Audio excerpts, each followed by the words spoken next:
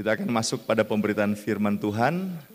Mari kita membuka Alkitab kita masing-masing dalam kitab Matius pasal 5 ayat 13 sampai 16. Matius pasal 5 ayat 13 sampai 16. Mari kita berdiri, kita akan menghormati firman Tuhan.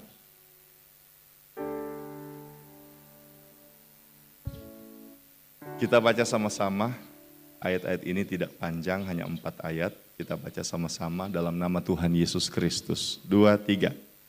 Kamu adalah garam dunia. Jika garam itu menjadi tawar, dengan apakah ia diasinkan? Tidak ada lagi gunanya selain dibuang dan diinjak orang. Kamu adalah terang dunia. Kota yang terletak di atas gunung tidak mungkin tersembunyi. Lagi pula orang tidak menyalakan pelita lalu meletakkannya di bawah gantang, melainkan di atas kaki dian sehingga menerangi semua orang di dalam rumah itu. Demikianlah hendaknya terangmu bercahaya di depan orang supaya mereka melihat perbuatanmu yang baik dan memuliakan Bapamu yang di sorga. Haleluya, puji Tuhan. Disilakan duduk. Bapak, Ibu, saudara sekalian yang diberkati Tuhan, melalui ayat-ayat yang sudah kita baca tadi, kita bisa memahami apa yang diajarkan Tuhan Yesus kepada kita. Bahwa ternyata anak-anak Tuhan itu memiliki tugas dan tanggung jawab. Memiliki peran ketika ada di tengah-tengah dunia. Meskipun kita, Alkitab katakan bahwa kita ini kewargaan kita adalah sorga, ya. Jadi kita ini, Alkitab ajar kita ini warga negara sorga. Jadi kita warga negara sorga.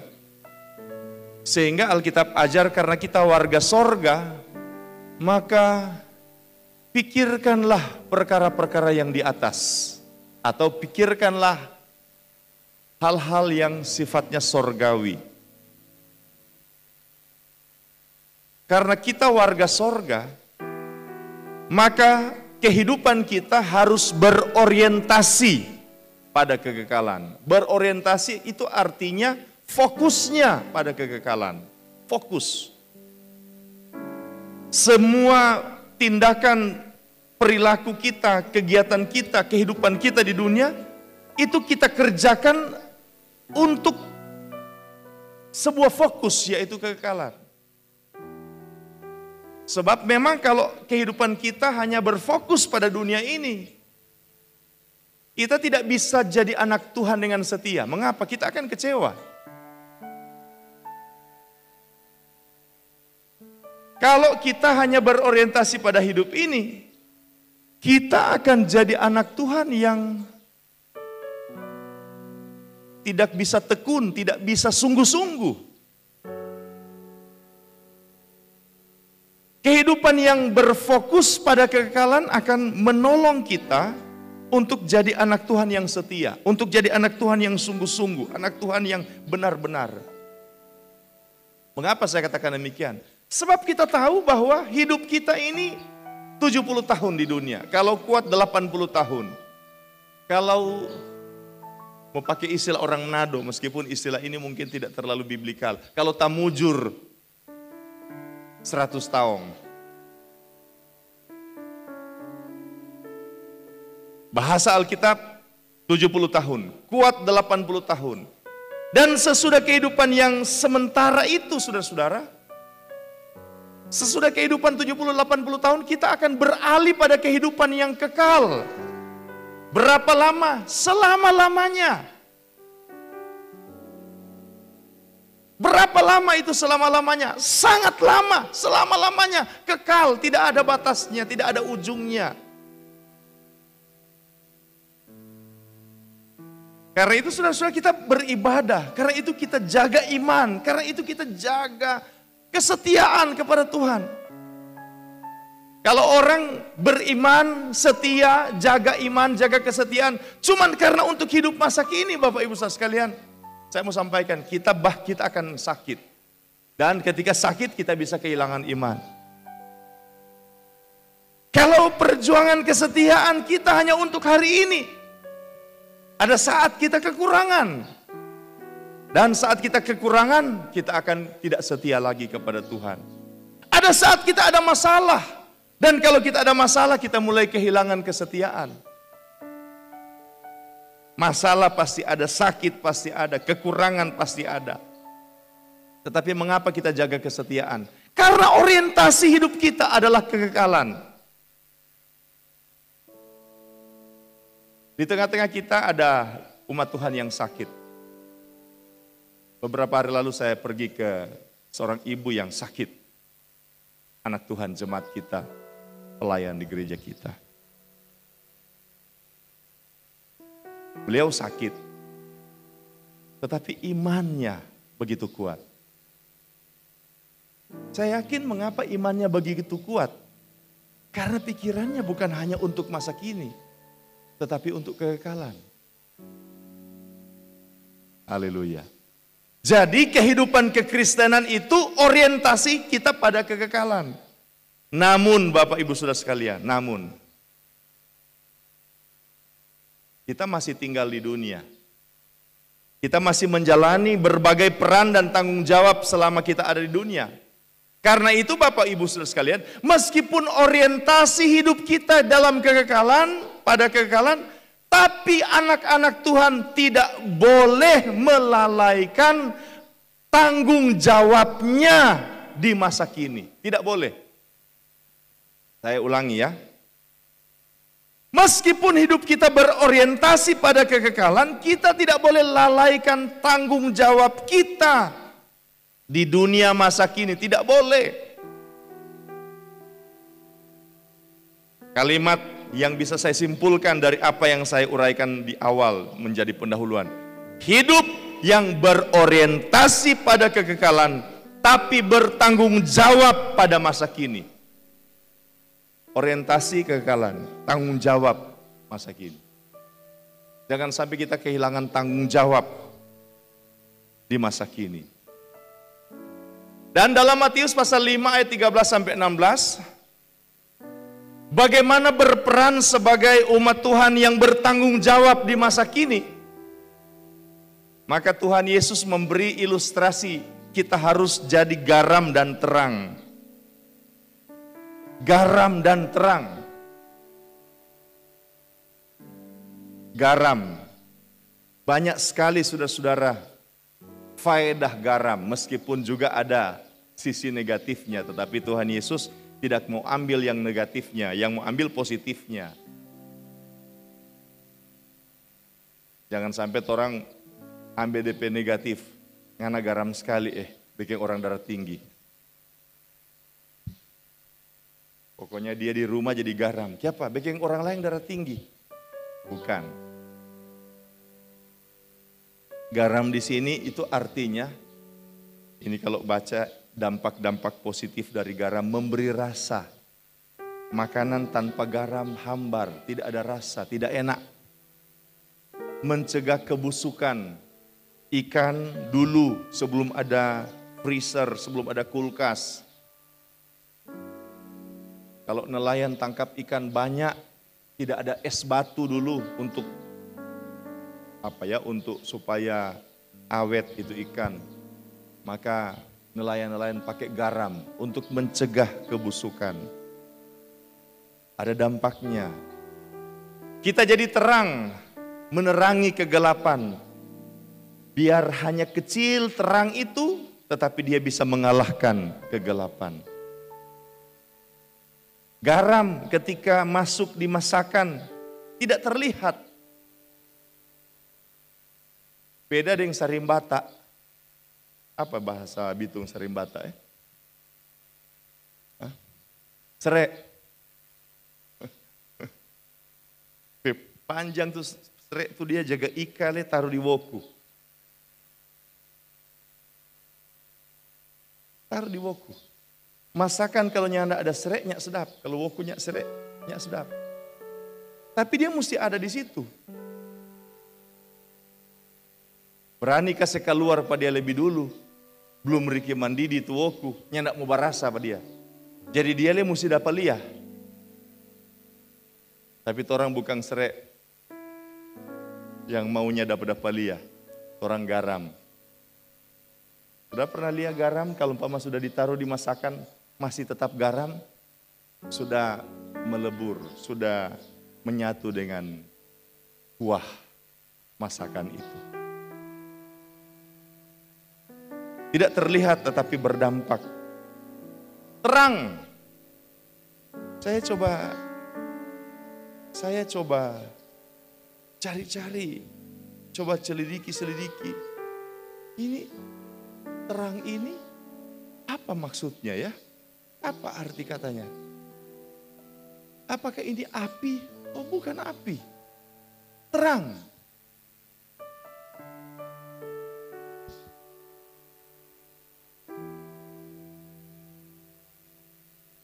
Kita bukanlah api dunia, tapi kita adalah terang dunia. Sama seperti garam. Tidak terlihat, terang juga ini bukan masalah tidak terlihat, tetapi terang ini, siapa yang bisa memegang terang? Sumber terang kita bisa lihat, kita bisa pegang, tetapi terang itu sendiri tidak bisa kita lihat. Tidak bisa kita rasa. Tetapi kehadiran terang itu berdampak, berpengaruh. Ini prinsip yang Alkitab ajarkan. Dalam kita berperan dan bertanggung jawab di tengah-tengah dunia, maka kita harus menjalani prinsip menjadi garam dan terang. Tidak terlihat, bahkan sepertinya tidak disadari kehadiran kita, tetapi ada pengaruh. Kitanya tidak kelihatan mungkin, tetapi pengaruh kita kelihatan. Saudara bisa, Roh Kudus tolong supaya bisa memahami ya, ini makna ini, garam dan terang. Berdampak tetapi tidak menonjol, tidak harus menonjol. Ini Alkitab ajar, berdampak.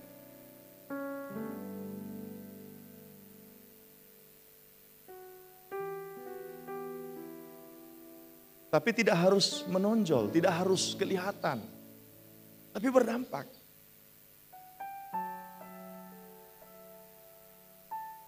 Jantung itu berdampak sekali di tubuh. Penting sekali. 5 menit saja dia diam, habis kita. Itu jantung.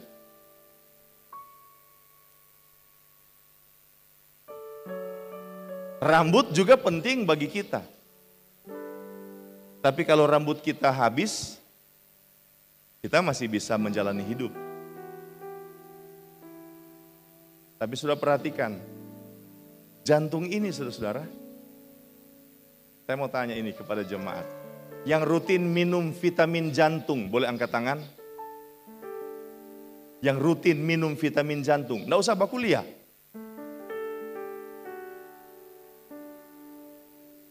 Ada kan vitamin jantung? Ada dokter spesialis jantung. Dia bilang, Pak Pendeta, ini ada vitamin jantung. Oh, ternyata jantung itu ada vitamin. Ada yang jemaat minum vitamin jantung, boleh angkat tangan? Ya enggak ada kan, berarti jemaat di TC enggak ada yang minum vitamin jantung. Padahal jantung itu penting sekali.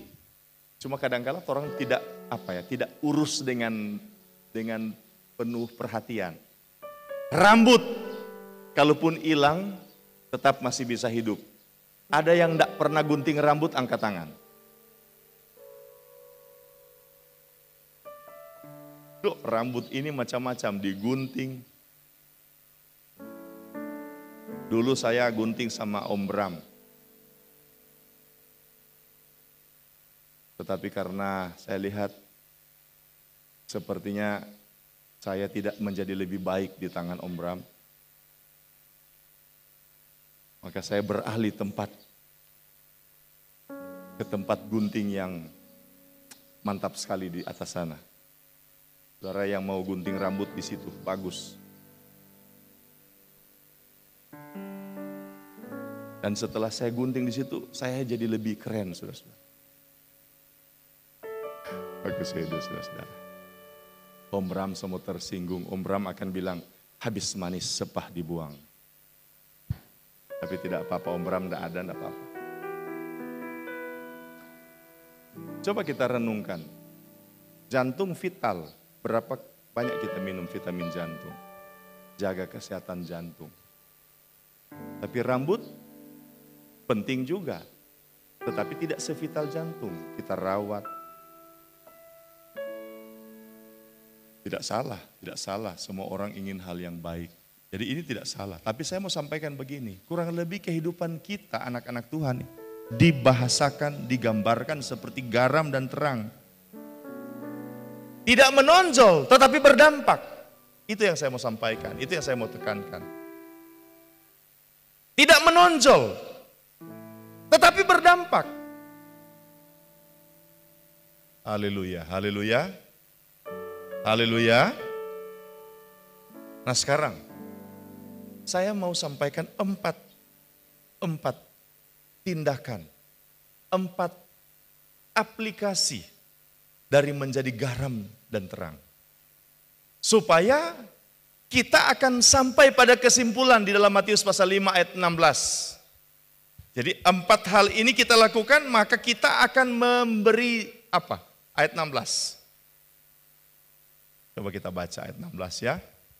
Demikianlah hendaknya terangmu bercahaya di depan orang, supaya mereka melihat perbuatanmu yang baik dan memuliakan Bapa di sorga. Nah, tujuan kita adalah memuliakan Bapa di sorga lewat kehidupan kita yang bertanggung jawab, yang berperan sebagai garam dan terang ini. Orang muliakan Tuhan. Haleluya, puji Tuhan. Nah, 4 yang harus kita lakukan. Yang pertama, 1 Timotius pasal 2 ayat 1 dan 2.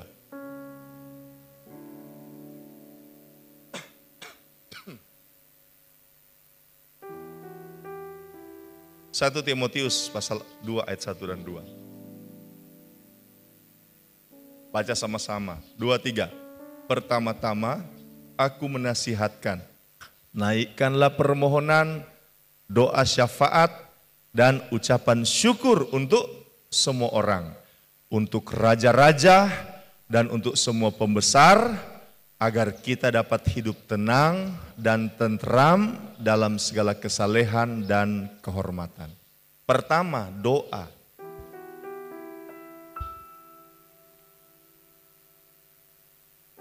Bagaimana kita menjalani kehidupan yang berdampak ketika kita ada di dunia ini? Hidup yang bertanggung jawab. Yang pertama, doa. Kita wajib berdoa bukan hanya untuk diri kita, keluarga kita, usaha pekerjaan kita, gereja kita. Tapi kita harus berdoa untuk pemerintah kita. Kita harus berdoa untuk lingkungan sekitar kita. Kita harus berdoa. Di kampung ini, saudara-saudara, di Kampung Citra Lembah Pujian, ada pelayanan firman pagi yang disponsori oleh Bapak Gembala Heri Tinengke. Tetapi yang melayani setiap pagi itu adalah Wakil Gembala, Bro Hiskia, Bro Bram, ada satu juga staf dari STTRMK, Saudara Nofri Takasili. Kalau berhalangan hadir karena mendoakan jemaat, maka mereka diganti oleh staf yang lain. Setiap pagi, saudara-saudara, setiap pagi menyampaikan firman. Tetapi yang dilakukan juga lewat pengeras suara ini, memang tidak semua terjangkau, adalah doa. Didoakan selalu. Jadi didoakan, jadi harus doakan. GPDI DTC, semua golongan di kampung ini didoakan. SGS didoakan, RMK didoakan, rumah sakit didoakan, pemerintah Kota Bitung didoakan. Setiap pagi didoakan. Mari kita berdoa. Haleluya. Mari kita berdoa. Jemaat GPD DTC kita punya doa geografis. Semua pemimpin wadah, semua koordinator mezbah, jangan lupa kalau mau doa geografis, mobilisasi anggota, mobilisasi jemaat. Mari kita berdoa. Doa geografis ini 2 bulan sekali. Mari kita berdoa. Doa ini saudara-saudara tidak orang lihat. Bahkan kalau orang perhatikan jadi aneh saudara-saudara. Sebab kita berhenti di satu tempat. Mobil berhenti, kita kelilinglah kota Bitung. Dibagi-bagi kelompok, ada yang ke pusat kota, ada yang ke arah Sagrat, ada yang ke arah Danau, ada yang ke arah Girian Bawah. Ada yang jalan 46, ada yang jalan umum. Kita doa. Di sekolah kita berhenti. Berdoa untuk guru-guru, untuk staf tata usaha, untuk siswa-siswi di situ. Di gereja-gereja bukan hanya GPDI kita berhenti. Gereja-gereja, bahkan di masjid kita berhenti. Di pertokohan kita berhenti, di pasar kita berhenti. Di usaha-usaha, para pengusaha kita berhenti. Mari berdoa jemaat, mari berdoa. Mengapa? Kota Bitung sejahtera, jemaat sejahtera. Ketika peristiwa kemarin ada orang-orang yang munculkan segala macam statement. Itu betul, semua itu betul.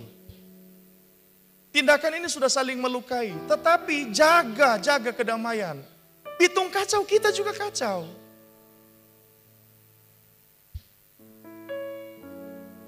Bitung damai, kita semua damai. Bitung sejahtera, kita semua sejahtera. Bitung ekonomi maju, jemaat semua maju. Kita berusaha di sini, kita berusaha di Bitung. Kalau misalnya kacau, pasti toko-toko, pasti pasar akan tutup. Siapa yang mau berani jualan sementara kacau?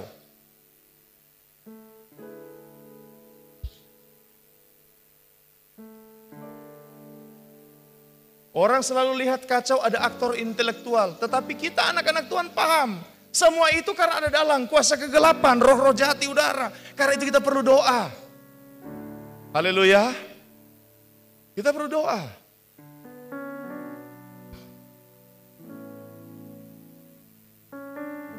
Perlu doa syafaat. Bukan hanya masalah stabilitas keamanan. Kita perlu doa syafaat untuk masalah apa? Kesehatan. Saya lihat di postingan di media massa online. Menteri Kesehatan lagi melepas satu nyamuk jenis apa, apalah namanya. Nyamuk ini katanya dilepas supaya nyamuk ini bisa meredam tingkat demam berdarah. Ya kita perlu berdoa, kita perlu berdoa. Doa syafaat penting anak-anak Tuhan, jemaat Tuhan. Orang tidak lihat, tapi inilah kehidupan yang bertanggung jawab.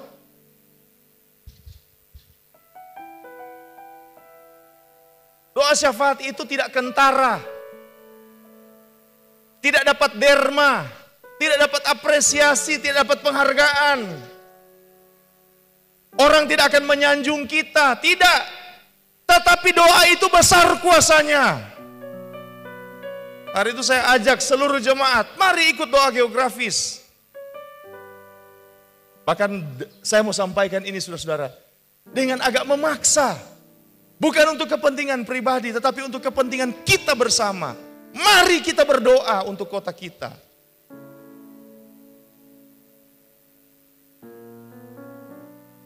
Sebab itu adalah tanggung jawab kita anak-anak Tuhan.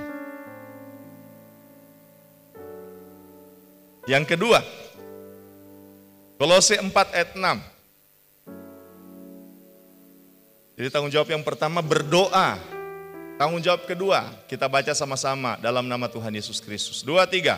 Hendaklah kata-katamu senantiasa penuh kasih, jangan hambar. Sehingga kamu tahu bagaimana kamu harus memberi jawab kepada setiap orang. Saya simpulkan kalimat ini dalam ayat ini, ya Kolose 4 ayat 6 itu adalah menyatakan kasih lewat perbuatan dan perkataan dan penjarian. Penjarian maksudnya apa? Ini kan hendaklah kata-katamu senantiasa penuh kasih, sehingga kamu tahu bagaimana kamu harus memberi jawab kepada setiap orang. Setiap orang, semua orang. Ini masalah banyak. Media apa yang bisa kita gunakan supaya kata-kata kita bisa terdengar? Ya, medsos. Media sosial. Karena itu saya mau sampaikan bagaimana penerapannya sederhana. Jangan ada ujaran kebencian. Kalau kita lagi dongkol dengan orang lain, kita lagi tidak senang dengan orang lain, sampaikan di hadapan Tuhan. Janganlah buat status-status yang menyuarakan isi hati kita. Bayangkan saudara punya 5.000 teman. Dan kemudian saudara tandai 50 orang. 50 kali 5.000 berapa? 250.000 orang. Saudara tandai 50 orang, 250.000 orang baca kekesalan saudara. Dan saudara-saudara kalau orang kesal, semua orang akan kesal. Kebetulan rumah gembala kecil. DP sekat terbuat dari gipsum. Tidak pakai peredam suara. Fafa di kamar sebelah bersama dengan gengnya. Kami di kamar sebelahnya. Dea di kamar sebelahnya. Abi nomaden berpindah-pindah. Karena dia sekarang kita berdoa, topang dalam doa Abi dalam situasi yang sakit tetapi Tuhan tolong. Fafa, marah-marah Fafa. Enggak usah marah-marah. Fafa lagi cepat-cepat karena mau terlambat. Di SGS itu sangat disiplin saudara-saudara. Jadi kalau terlambat bisa bahaya. Wakil gembala senyum-senyum. Karena cepat-cepat Fafa keluar rumah, itu pintu dia tarik cepat-cepat. Bagoyang 3 kamar ini bagoyang saudara-saudara.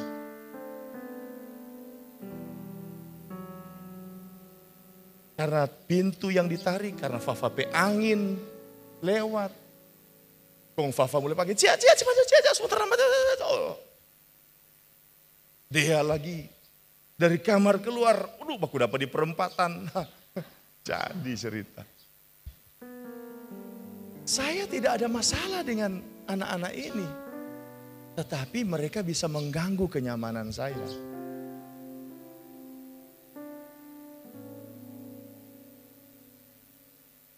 Kita pernah ada sahabat, bukan sahabat, teman jaga bermain sepak bola di Manado dulu saudara-saudara.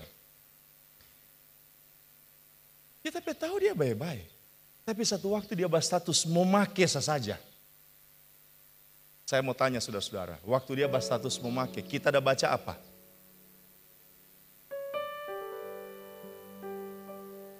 Ya tidak mungkin kan dia status memakai kita baca puji Tuhan, praise the Lord. I sing praises to, nggak mungkin. Dia berstatus memakai kita baca memakai, maka berdosa dia dan kita.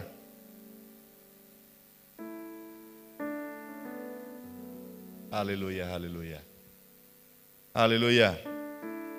Haleluya. Jangan ujaran kebencian. Kemarin saya lihat ada teman-teman, bukan jemaat ya, saya tidak lihat jemaat.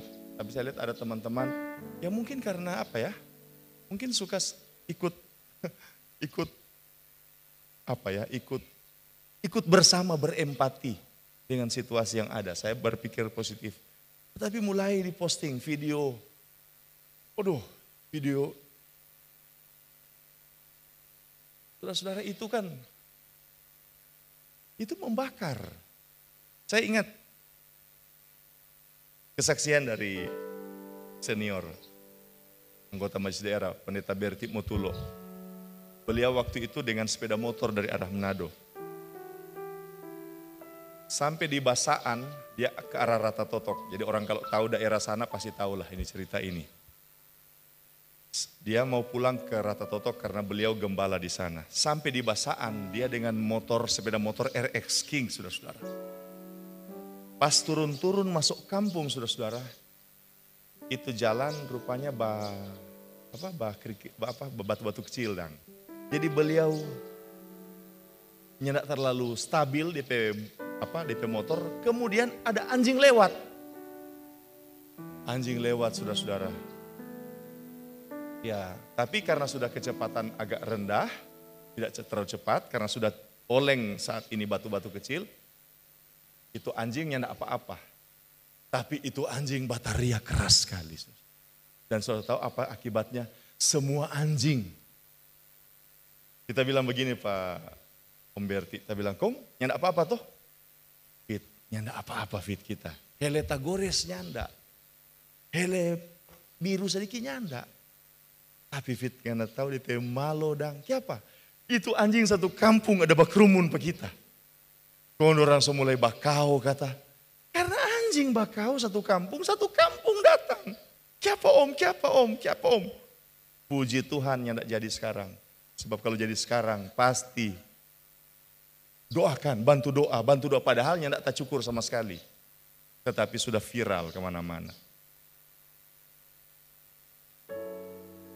Mari kita beri standar tinggi dalam kehidupan kita bermedia sosial. Standar tinggi. Posting.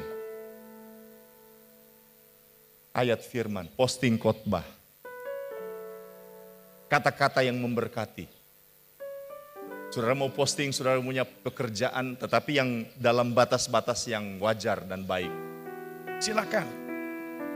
Nyatakanlah kasih melalui perbuatan, perkataan, dan jari kita. Haleluya. Kurang deh, haleluya. Haleluya. Ya. Yang ketiga.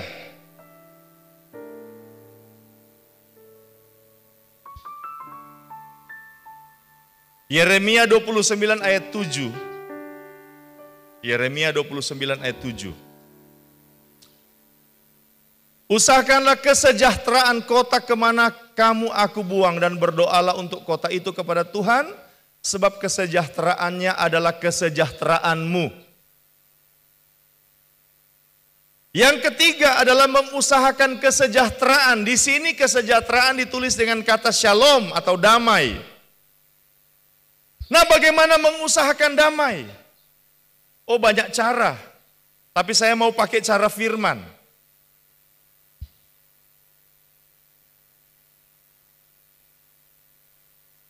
Yesaya pasal 32 ayat 17. Ini cara firman. Bagaimana mengupayakan damai. Di mana ada kebenaran, di situ akan tumbuh damai sejahtera. Dan akibat kebenaran ialah ketenangan dan ketentraman untuk selama-lamanya. Dengan kata lain, untuk mengusahakan damai, caranya adalah kita harus berupaya supaya kita menjadi pelaku kebenaran. Ada dua macam kebenaran yang saya mau sampaikan di khotbah saat ini. Yang pertama, kebenaran moral. Yesaya 33 ayat 15-16. Ini kebenaran moral. Kebenaran melalui tindakan-tindakan yang bermoral. Yesaya pasal 33 ayat 15-16.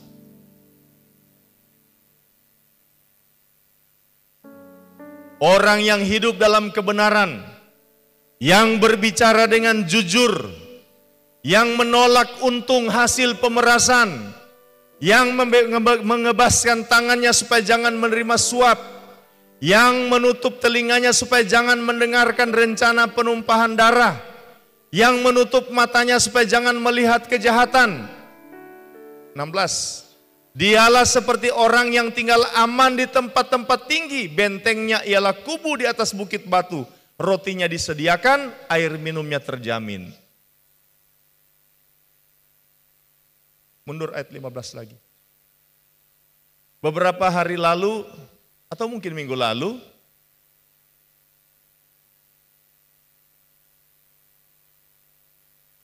hari Sabtu, bukan Sabtu kemarin, Sabtu sebelumnya, kami mengunjungi jemaat yang berhari ulang tahun pernikahan. Seorang bapak, suami istri yang senior, mungkin hampir 70 tahun ya usia mereka. Kemudian ini bilang begini, prinsip hidup dia, ada berapa dia bilang, salah satunya jujur.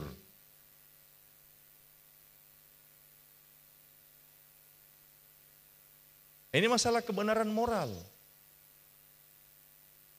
Jujur.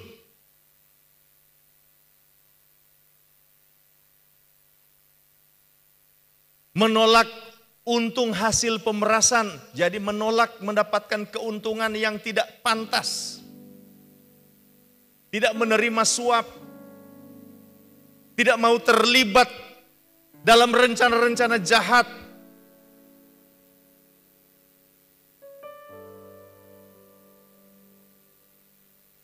Ini adalah kebenaran moral yang kita harus selalu perjuangkan. Kebenaran ini kita harus selalu praktekkan kebenaran ini. Kalau tidak jujur, pasti akan kehilangan damai, pasti akan ada masalah. Suami istri tidak jujur, pasti tidak akan ada damai di situ. Orang tua tidak jujur ke anak, anak tidak jujur ke orang tua, pasti tidak ada damai di keluarga. Ketidakjujuran di gereja pasti tidak akan damai.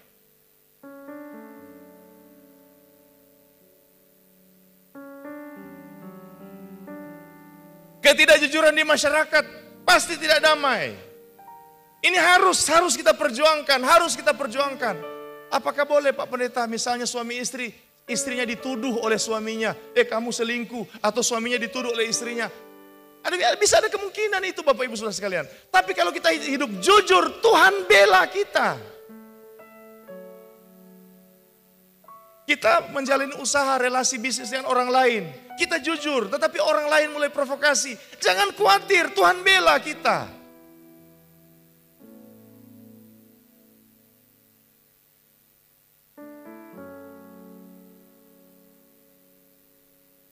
Haleluya, haleluya. Itu kebenaran moral. Tetapi ada satu juga kebenaran iman. Yohanes pasal 14 ayat 6. Kebenaran iman. Kata Yesus kepadanya, akulah jalan dan kebenaran dan hidup. Tidak ada seorang pun yang datang kepada Bapa kalau tidak melalui aku. Yesus adalah kebenaran iman kita. Hidup dalam kebenaran bukan hanya mempraktekkan kebenaran moral, tetapi juga selalu memperhatikan kebenaran iman. Bagaimana caranya? Yesus kebenaran iman kita. Yesus kau kebenaran. Apa yang kita lakukan? Maka kita akan memperlihatkan kehidupan seperti Kristus. Dan kita akan memperkenalkan Kristus bagi dunia. Kita tidak bisa memaksa orang terima Yesus, tidak bisa. Kita tidak bisa melarang orang hujat Yesus. Saudara larang orang hujat Yesus di media sosial, saudara akan dibully orang. Tidak ada gunanya melarang orang menghujat Yesus di media sosial. Ada orang menghujat Yesus, penistaan kepada Yesus. Kita mau bela, tidak berguna. Kita tidak bisa paksa orang untuk menerima Yesus. Kita tidak bisa larang orang menghujat Yesus. Yang kita bisa lakukan adalah dua hal. Kita perlihatkan Kristus ada dalam hidup kita. Haleluya. Dan kita perkenalkan kasih Yesus kepada orang. Ini Yesus yang sudah mengasihi saya. Dulu saya jauh dari Tuhan, saya tidak punya damai. Ketika saya ada dalam Yesus, hidup saya berubah, hidup saya dipenuhi dengan damai. Itu yang kita bisa lakukan. Dan biarlah Roh Kudus yang akan bekerja dalam hati orang tersebut menginsafkan akan dosa, kebenaran dan penghakiman. Yang tugas menginsafkan itu adalah Roh Kudus, bukan kita. Haleluya. Jadi bagaimana cara kita mengusahakan damai? Praktek kebenaran. Melakukan kebenaran. Hidup benar.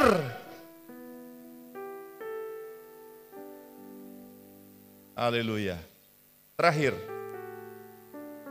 bagaimana kita bertanggung jawab dengan kehidupan di dunia. Kejadian 12 ayat 2 dan 3. Aku akan membuat engkau menjadi bangsa yang besar dan memberkati engkau serta membuat namamu masyhur dan engkau akan menjadi berkat. Ayat 3. Aku akan memberkati orang-orang yang memberkati engkau dan mengutuk orang-orang yang mengutuk engkau, dan olehmu semua kaum di bumi ini akan mendapat berkat. Yang keempat adalah kita jadi saluran Tuhan untuk jadi berkat di mana kita ada. Pribadi kita jadi saluran berkat Tuhan. Saya harus jadi saluran berkat Tuhan di keluarga Ararokawan. Saya harus. Istri saya harus diberkati dengan kehadiran saya. Anak-anak saya harus diberkati dengan kehadiran saya. Saya harus jadi pendeta yang jadi berkat di tengah-tengah jemaat. Saya harus jadi dosen yang harus memberkati di STT Rumah Murid Kristus. Supaya mahasiswa-mahasiswa ini jadi berkat, mahasiswa-mahasiswa ini punya kehidupan yang lebih baik lagi. Dimanapun Tuhan tempatkan saya pribadi, saya harus jadi berkat. Ada keuntungan yang orang dapatkan melalui kehidupan saya. Selama saya jadi gembala di GPDTC, saya akan berusaha supaya saya jadi berkat di GPDTC.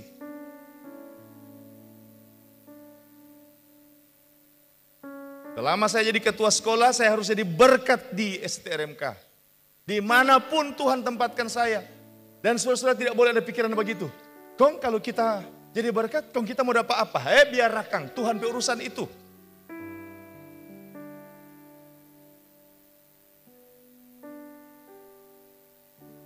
Berusaha memikirkan bagaimana memajukan pekerjaan Tuhan di GPDTC.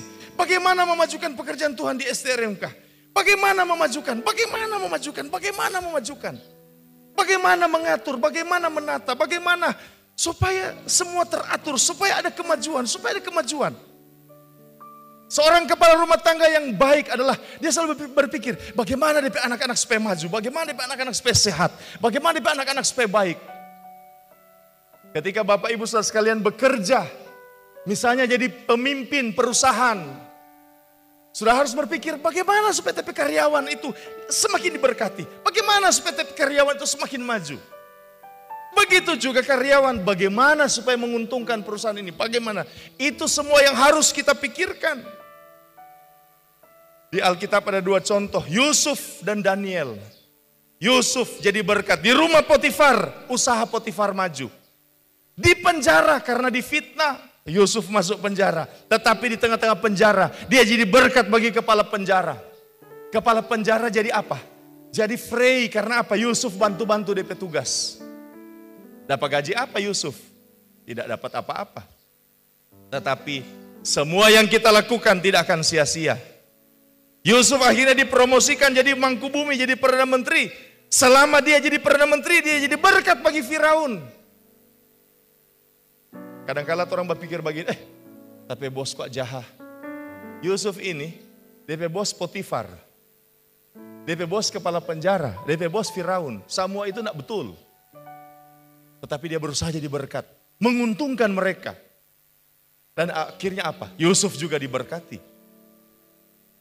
Daniel di kerajaan Babel. Menjadi berkat di 4 raja yang berbeda.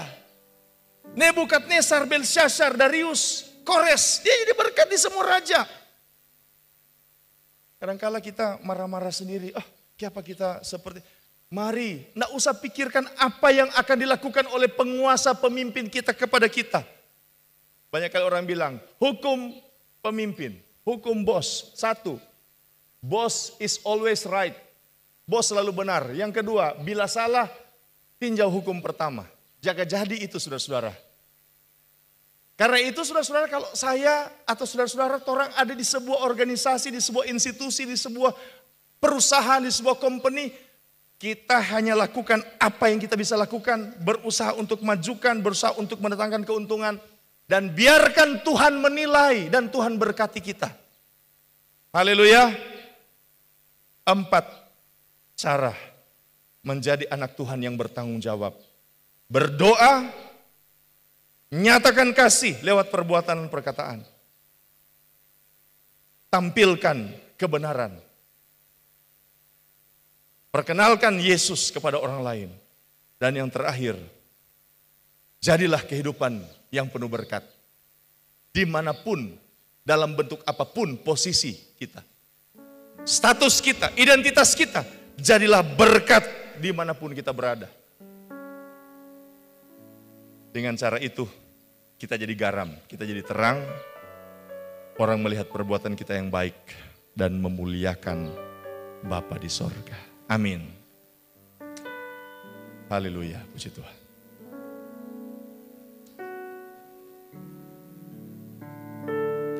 Seperti yang saya sudah sampaikan di akhir khotbah menjelang akhir ibadah, saya ingin mengundang saudara Justin. Mari.